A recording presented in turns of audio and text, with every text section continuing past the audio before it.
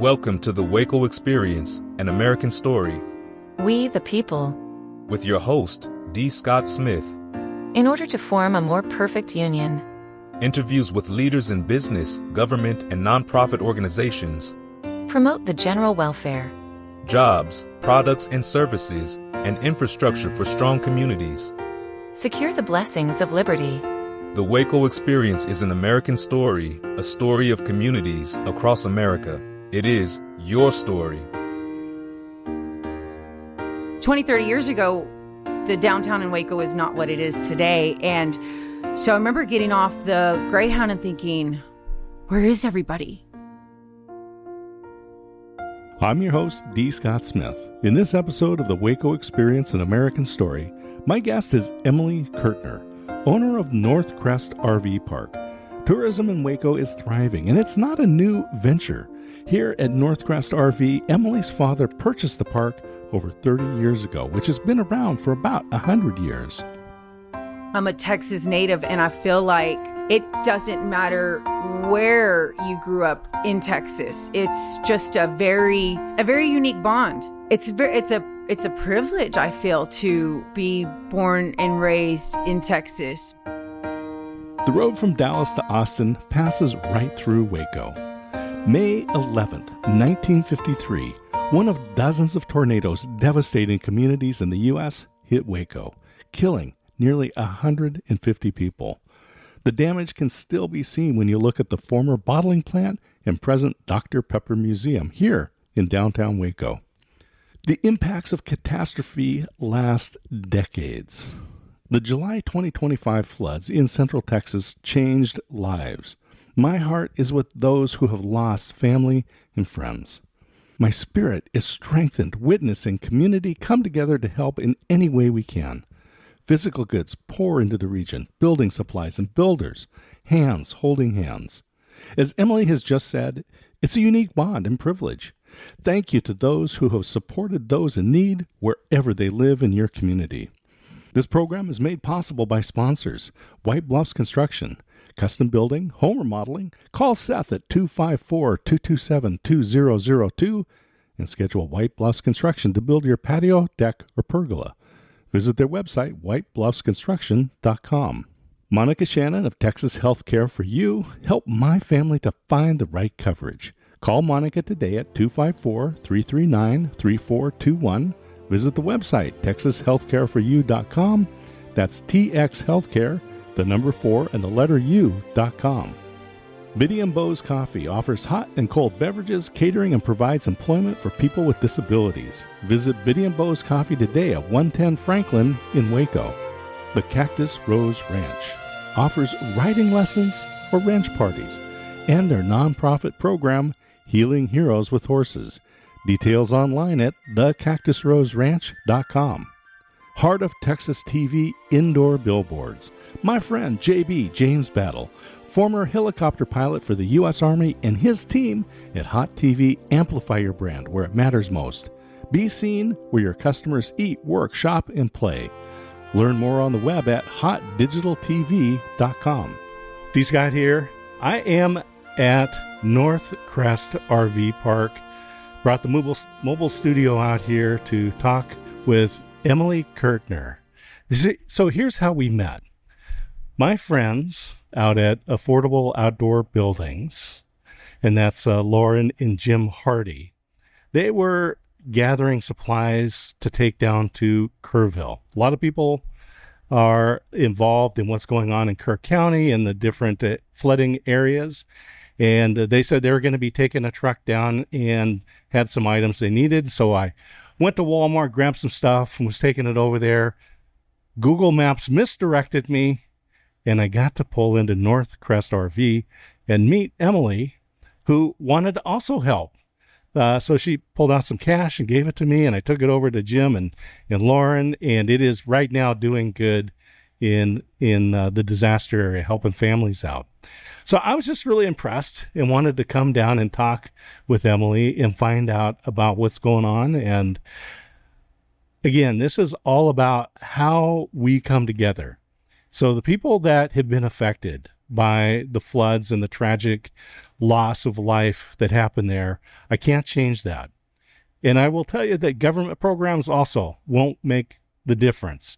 But it is the individuals, it is each one of us doing what we can, giving a bottle of water or some food or some prayers, but some tangible help is really necessary right now.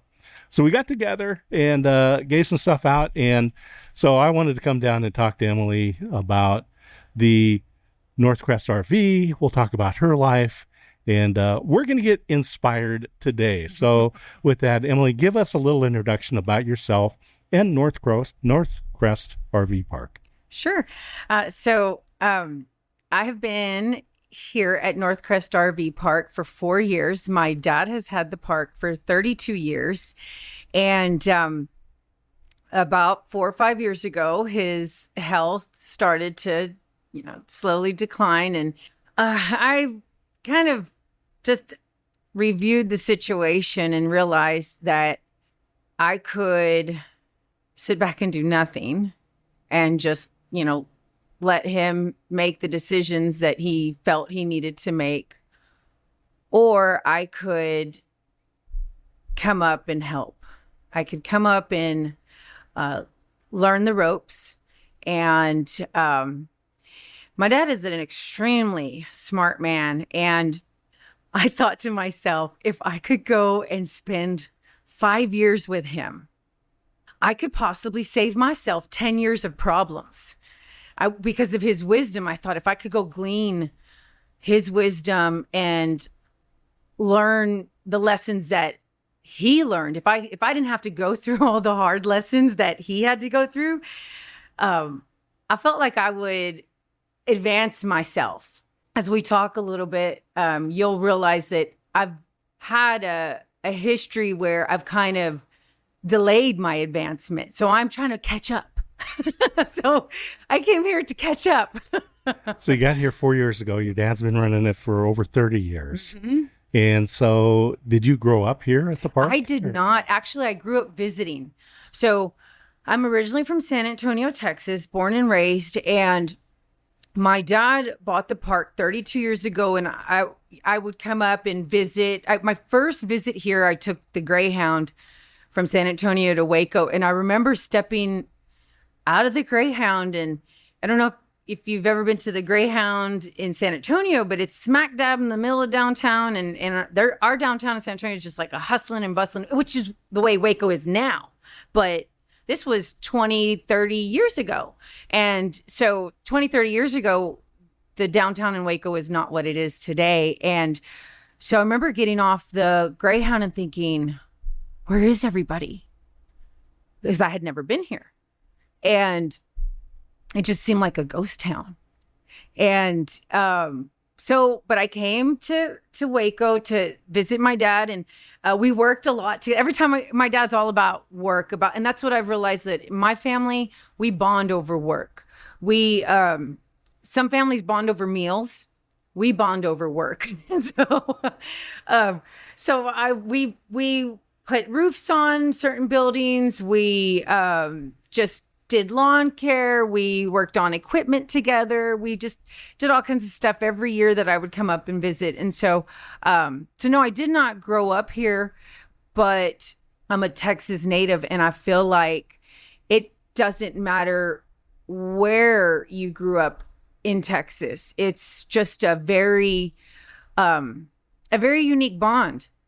And it's a privilege, I feel, to be born and raised in Texas, because it's like the example of the Kerr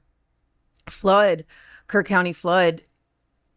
I had some folks ask me, well, is that near you? And I'm like, oh, it's 2 hours away. They're like, oh, that's not close. And I'm like, this is Texas difference. Texas distances, right? Yeah. Yeah. And I feel like I am kind of going through it with them. I'm not nearly, I'm not nearly entrenched in it to the degree that they are, but I feel like I am getting like a secondary experience, a secondhand experience from reading and listening and watching. And So I do feel very much like it's like, even though I may not be born and raised in Kerrville, I care for it deeply. And so it's a Texas thing. Well, as we were going into church on Sunday, and that was just 2 days after the fourth floods, and I told my wife, be prepared, because guaranteed we are going to have people in our church that have direct connections to people who have lost folks in the floods. And absolutely, that's what happened. So it's a big state, but it is interconnected. Mm-hmm. And that's one of the things that is great about living down here and watching people come together and provide support for people. In this case, this is a big tragedy, but I've seen it in smaller ones too, where it's a house fire or it's a localized flooding or something like that. Mm-hmm. So let's talk a little bit more about the current RV park. This is 7 acres here. Yep, 7. And you're right on I-35. I-35 and Business 77, which is New Dallas Highway, adjacent to Old Dallas Highway. So this was before I-35 is how you would get to Dallas, which is just kind of mind blowing. And so, but yeah, and so we're right on the corner. We're kind of at this little triangle apex here, and just a really unique location because we get all kinds of surprises off of from I-35, and probably my favorite are the weary travelers, are the folks that they're on a journey and something has happened and they've been forced off the highway, or they've been forced out of their situation, and in need, they show up here. And typically it's going to be late at night, or the car's breaking down, the RV's got a flat, something along those lines. One of the unique cases was Walmart surprisingly closed their electric charging stations for vehicles without notifying the app. And one day, all of a sudden, I had all these folks showing up wanting to charge their electric vehicles. And I'm like, where are you coming from? And they're like, the Walmart's closed and you were the closest place.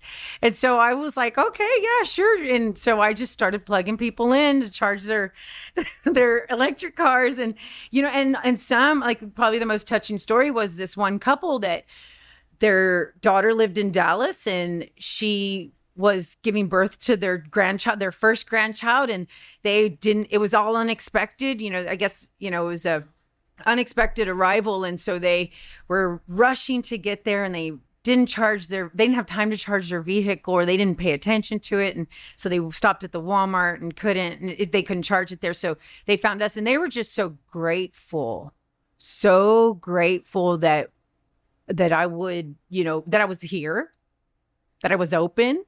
And that's one of the reasons why I don't have business hours on my Google, because I don't want to restrict the person that might be in need, and I want them to call or come, but yeah. So my social work that I used to be in San Antonio has definitely rolled over and bled into my nonprofit life, has bled into my for-profit life. So let's talk about culture, because you've been here 4 years now. Mm-hmm. Your dad's had it for a long time. My experience is that you would have repeat visitors, people that choose to come here and they want to come back. And then communities are built off of shared hardship, like the floods, or common interest. In this case, driving around with recreational vehicles.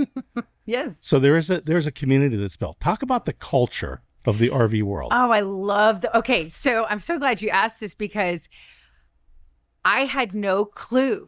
Even though my dad owned an RV park, I was so young when I did spend time here, and then in my adult life, I didn't visit that much. I was too busy. And so I never really paid attention to the RVer too much. But when I started working here 4 years ago, definitely started observing. And so I have my conclusion of RVers, and they have 3 characteristics. They are adventurous, they have a great sense of humor, and they're flexible. If they're not flexible, the RV will make them flexible. So, and then they'll know they love it or they hate it. But it is just such a unique culture. And I think that probably the most appealing is the adventurous. I'm a very adventurous spirit. And so I just have I love people in general. I just love people. But I love the adventurous spirit. And so that's what I would say I see a lot in RVers. So today on the WACO Experience, an American Story, I'm at North Crest RV Park with Emily. We're just talking about culture. We're talking about the Texas culture, about the RV culture.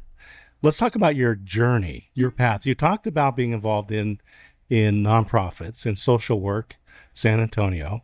Actually, I remember I was at the bus station, the Greyhound bus station in San Antonio.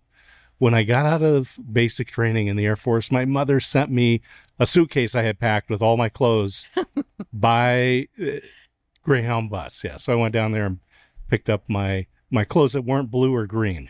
So anyway, so I have been there. You have been there, yes. So let's talk about your journey. How did you get here? What has been going on in Emily's life? Prior to moving to Waco to help my father with North Crest RV Park, I lived in San Antonio and I did nonprofit work for a little under 18 years.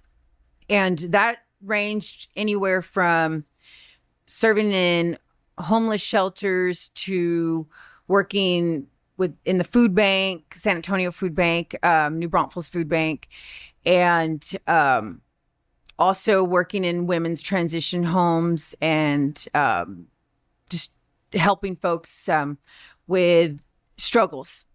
And so I did that for about 18 years. And a lot of times people don't understand why somebody would, I've had people in my life that don't understand why I would dedicate my life to serving the less fortunate, because for 18 years, I did dedicate my life to serving the less fortunate. And I think when you have...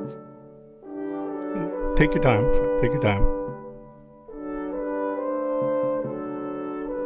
I think when you have been where I have been, seen what I have seen, experienced what I have experienced, and you get a second chance,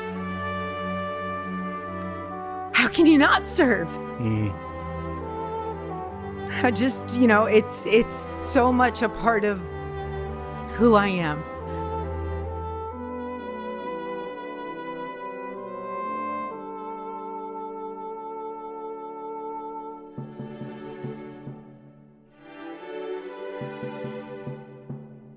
And so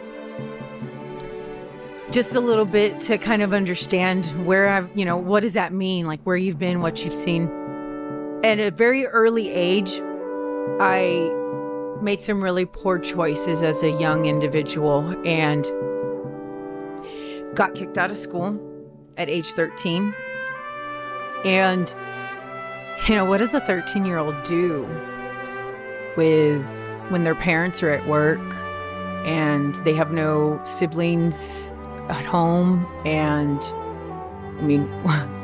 I remember thinking, please don't kick me out. Like, punish me, whatever you got to do, just please don't kick me out, because I knew there was nothing for me at home, just sitting there. And so, and even if my parents tried to, get me to go somewhere, I would just leave. They had to work. And so, so I found myself just making one poor choice after another. And, fast forward, I found myself homeless at age 17, living on the streets of San Antonio, and finding myself in a really sick addiction. And so just trying to self-medicate which I didn't, it's interesting when you first start experimenting with drugs, you don't think that it's going to happen to you. You think you're stronger. You think you got it under control. You tell yourself every lie to be okay with the situation. And before I knew it, I was addicted. And it took everything from me. It took self-worth, self-respect, self-dignity. It took ambition. It took my family. It took all money. It took all possessions. It took freedom. It took everything. And I found myself at the bottom of just at my rock bottom. And I had gotten really sick because of the drug abuse, the drug use. I had gotten really sick. I had gotten a heart disease. Right now I weigh 180 pounds. I weighed 110, just to kind of give you an idea of how sick I was. And the crazy part is that I did not care. I just wanted to, I didn't want to live. I wanted to just end. I didn't want to deal with life. And so it's so crazy to go from that to here. Life is ending. I am sick. I have a heart disease. The doctors are telling me if you don't straighten up, you're going to die. And I didn't believe them, which is the craziest thing. I didn't believe them. And finally, a piece of my heart broke off, floated in my bloodstream, and got lodged in the right side of my brain. And that threw my whole mind off. I would hear the sentence in my head, but then when I went to speak it, it would come out backwards. Like I would say, instead of saying, I would think I'm going to say, what are you doing? I'd say, doing what you. And I would just grab my mouth, like what just came out. And so that's a different level of, I just can't really describe, how that feels, but that was a wake up call. Thank God. And so there I was in the hospital. I'd been in there for months. The doctors didn't know what to do with me because they were trying to get me to wake up or to come to realization that my choices were killing me. And so there I was in the hospital, and earlier I had said that I didn't want to live anymore. So there I was in the hospital, and it was the realization that I was dying. The very thing that I had been wanting was in fact happening. And in that moment, I cried out, God, if you're there, if you're real, I don't care what you do with me, how you do it, where you take me, just help. And he heard that cry. He picked me up out of the miry pits. He set my feet upon a path. And here I am, like 20 years later. I know that was in 2004. Yeah, we're 21 years later. I don't even keep track anymore. It's too much. 21 years later, and I'm alive. I've got a second chance. And I mean, that was the beginning. That was the beginning of the rest of my life. I found freedom because of Jesus Christ. And I cannot tell you what, I mean, it was so unbelievable. I remember being in the courtyard and just thinking, I'm free.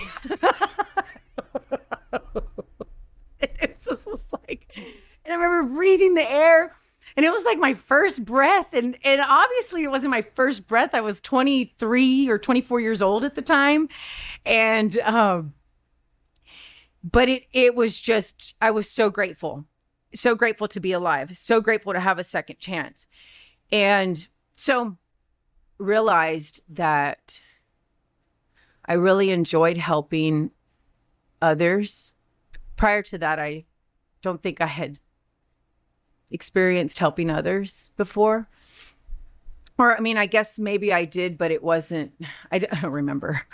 I mean, I'm sure I did. My sisters have lots of stories of me that I don't remember any of the stuff. So some good, some bad.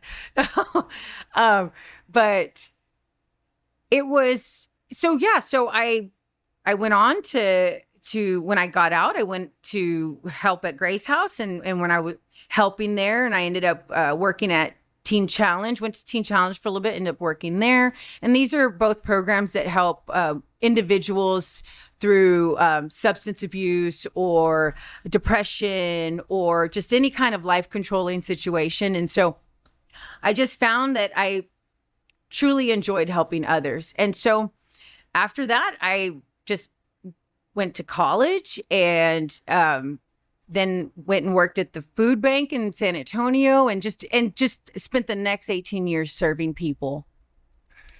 I knew we would get inspiration coming here and talking with you, Emily, today here at North Crest RV Park. As we wind down, give hope to those folks that are out there who themselves are going through terrible times. And terrible is defined by that person. Or they have a family member that is going through terrible times. Give us hope. There is always hope with God. There is always.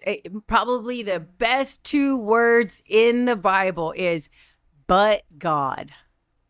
And, you know, I can look at situations and think, and this will sound judgmental of me, and it is one of my weaknesses. I don't know where it comes from, and it's quite hilarious to me that I even would have the audacity to be. I mean, it's just, but the good thing is that God is always there to remind me. So, but when I see somebody that I think, oh my gosh, you know, are they going to be able to get through that? Are they going to be able to get out of that? And then it's like this little flash of memory of me, homeless, living under a bridge in San Antonio, Texas. And then I just smile and I say, of course there's hope. Of course there's a possibility. Of course. Absolutely. My gosh, that may be our future mayor. I better shut up. Those are great words. This is great. I've had so much fun coming out and talking with you. I know the time would go fast, and it sure does. Emily, thank you for taking the time, for opening up and sharing your life. I know it's going to help other folks. Thank you. It's a pleasure. Thank you very much.